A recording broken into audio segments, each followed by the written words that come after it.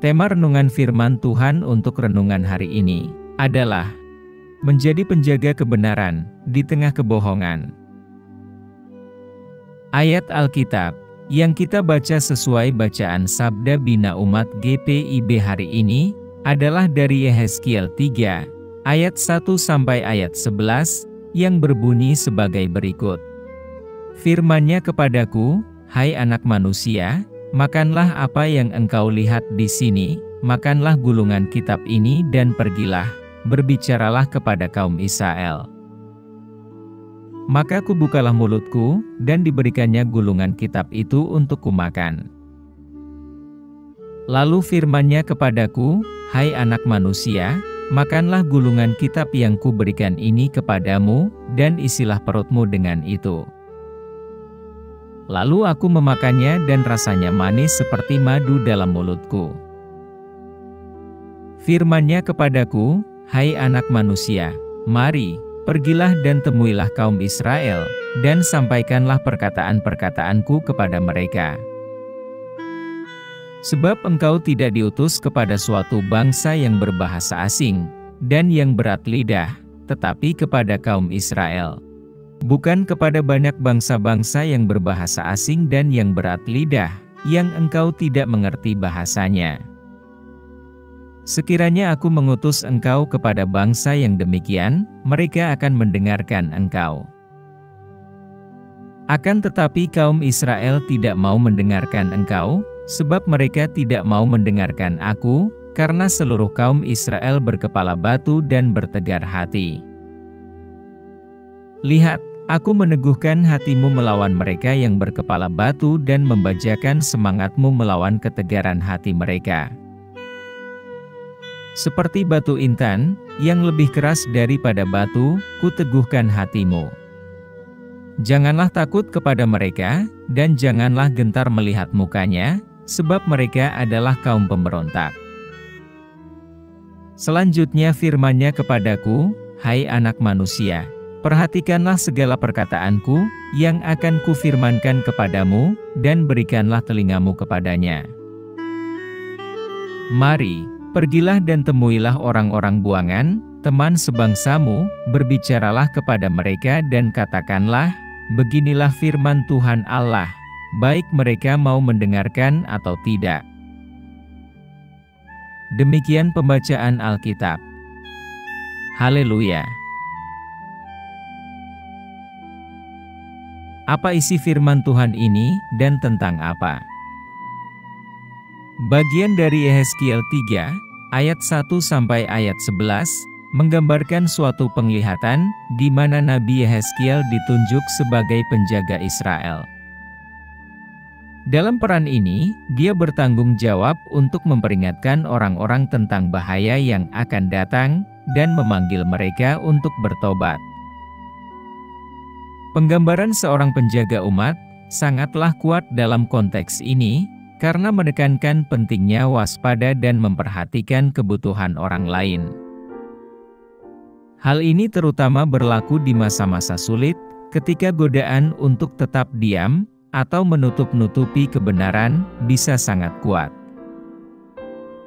Tugas Nabi bukanlah tugas yang mudah, karena ia harus menyampaikan kebenaran kepada penguasa, dan menyerukan dosa-dosa umat, bahkan ketika hal itu tidak nyaman, atau tidak populer untuk dilakukan. Ini membutuhkan keberanian dan keyakinan yang dalam, serta kesediaan untuk menderita demi kebenaran.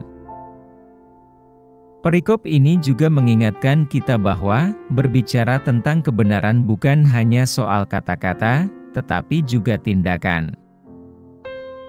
Yehezkiel dipanggil untuk memakan gulungan kitab itu, dan menjadikannya bagian dari dirinya, melambangkan kebutuhan untuk menginternalisasi, dan mewujudkan kebenaran yang harus ia beritakan. Penting juga untuk dicatat bahwa, berbicara kebenaran bukan hanya tentang menunjukkan kesalahan orang lain, tetapi juga tentang menawarkan pesan pengharapan dan penebusan. Nabi bukan hanya seorang pengkritik, tetapi juga seorang utusan rahmat dan kasih karunia Tuhan. Di masa-masa sulit, mudah untuk putus asa dan kehilangan harapan. Namun, Nabi mengingatkan kita bahwa kita tidak sendirian dalam pergumulan kita, dan bahwa Tuhan selalu menyertai kita. Pesan pengharapan dan dorongan ini sangat penting di masa-masa sulit, karena memberi kita kekuatan untuk bertahan dan terus menyuarakan kebenaran. Pada saat yang sama, penting untuk disadari bahwa mengatakan kebenaran tidak selalu mudah atau nyaman. Nabi Yehezkiel diperingatkan oleh Tuhan bahwa orang-orang tidak akan mendengarkan dia, dan dia akan ditolak oleh banyak orang. Dengan cara ini, perikop ini mengingatkan kita bahwa mengatakan kebenaran itu mahal harganya, dan kita harus siap untuk membayar harganya. Meski menghadapi penolakan dan penganiayaan, Nabi dipanggil untuk tetap setia pada tugasnya. Dia diberitahu bahwa, jika dia gagal mengatakan kebenaran, dia akan dimintai pertanggungjawaban atas dosa umat Tuhan yang terbuang itu. Ini menyoroti pentingnya berbicara kebenaran, meskipun sulit, karena ini adalah masalah tanggung jawab pribadi dan kolektif. Pada akhirnya, perikop dari Yehezkiel 3, ayat 1 sampai ayat 11, mengingatkan kita bahwa mengatakan kebenaran bukan hanya masalah kata-kata, tetapi juga karakter. Nabi dipanggil untuk menjadi penjaga kebenaran, simbol integritas dan kebenaran, dan melalui teladan inilah dia mampu berbicara kebenaran kepada umat Tuhan. Di masa-masa sulit, godaan untuk tetap diam atau mengkompromikan kebenaran bisa sangat besar. Namun, Nabi Yehezkiel mengingatkan kita bahwa mengatakan kebenaran adalah tugas yang sangat penting, yang membutuhkan keberanian, keyakinan, dan kerelaan untuk menderita demi kebenaran. Semoga kita memiliki kekuatan dan karakter untuk mengikuti jejaknya, dan berbicara kebenaran dalam semua yang kita lakukan. Apa pesan Tuhan untuk kita? Pesan Tuhan bagi kita yang hidup hari ini adalah bahwa kita pun dipanggil untuk menjadi penjaga kebenaran, berbicara tentang kebenaran kepada mereka yang percaya hasutan dan kebohongan, dan memanggil orang-orang yang telah murtad untuk bertobat, bahkan di masa-masa sulit untuk membicarakan kebenaran. Ini membutuhkan keberanian dan keyakinan yang dalam, serta kesediaan untuk menderita demi kebenaran. Selain itu, berbicara kebenaran bukan hanya soal kata-kata, tetapi juga tindakan dan mewujudkan kebenaran. Selain itu, berbicara kebenaran seharusnya tidak hanya menunjukkan kesalahan orang lain, tetapi juga menawarkan pesan harapan dan penebusan. Kita juga diingatkan bahwa kita tidak sendirian dalam pergumulan kita, dan bahwa Tuhan selalu menyertai kita, memberi kita harapan dan dorongan. Selain itu, mengatakan kebenaran bisa mahal, dan dapat menyebabkan penolakan dan penganiayaan.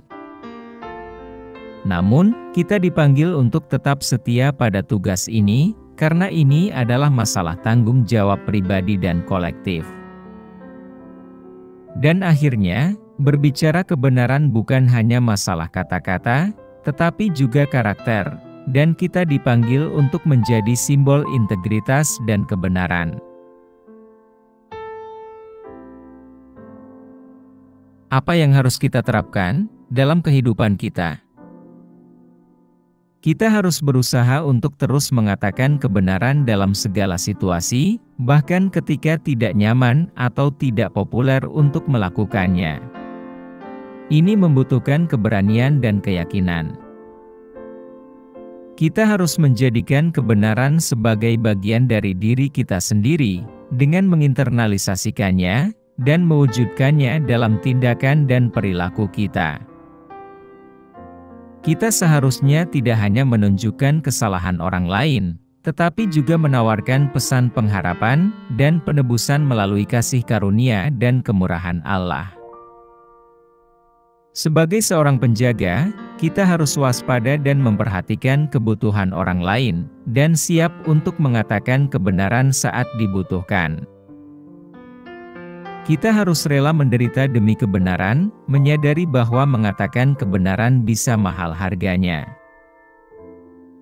Kita harus tetap setia pada tugas menyampaikan kebenaran, bahkan dalam menghadapi penolakan dan penganiayaan. Kita harus berusaha untuk menjadi simbol integritas dan kebenaran dalam kehidupan sehari-hari kita, mewujudkan kebenaran sesuai yang kita ucapkan. Kita harus berdoa untuk memohon bimbingan dan kekuatan yang dari Tuhan, agar dimampukan untuk memenuhi tugas ini, karena ini tidak mudah. Kita harus berusaha untuk memahami orang lain, dan secara aktif mendengarkan perspektif mereka, sebelum mengatakan kebenaran. Kita harus selalu menunjukkan empati dan kasih, ketika berbicara tentang kebenaran, agar tidak membuat orang lain merasa bersalah atau malu, melainkan menawarkan harapan dan cara untuk berubah. Doa hari ini. Tuhan Yesus, kami datang dengan kerendahan hati dan kesediaan untuk mengikuti perintah Tuhan, untuk selalu menyatakan kebenaran dalam segala situasi. Kami tahu bahwa ini bukanlah tugas yang mudah, tetapi dengan bimbingan dan kekuatan Tuhan, kami siap menghadapi tantangan ini. Tolong kami untuk waspada dan penuh perhatian, seperti seorang penjaga, terhadap kebutuhan orang lain. Beri kami keberanian dan kerelaan untuk mengatakan kebenaran, bahkan ketika itu tidak nyaman atau tidak populer untuk dilakukan. Ingatkan kami bahwa berbicara kebenaran bukan hanya soal kata-kata, tapi juga tindakan dan karakter. Kami berdoa agar Tuhan memberi kami kekuatan untuk tetap setia pada tugas ini, bahkan dalam menghadapi penolakan dan penganiayaan. Kami meminta Tuhan untuk membantu kami menjadi simbol integritas dan kesalehan, mewujudkan kebenaran, seperti yang kami ucapkan. Kami juga meminta bimbingan dan kebijaksanaan Tuhan, untuk mengetahui kapan dan bagaimana berbicara kebenaran dengan belas kasih, dan tidak membuat orang merasa bersalah atau malu. Terima kasih atas rahmat dan belas kasihan Tuhan, dan atas harapan dan penebusan yang Tuhan tawarkan. Kami mempercayai bimbingan dan kekuatan Tuhan, sewaktu kami berkomitmen untuk melaksanakan perintah untuk berbicara kebenaran ini dalam kehidupan kami sehari-hari. Kami pohonkan doa ini dalam nama Yesus Kristus, Tuhan dan Juru Selamat kami. Amin. Kiranya Tuhan menguatkan kita, dan kasih karunia Tuhan Yesus menyertai kita.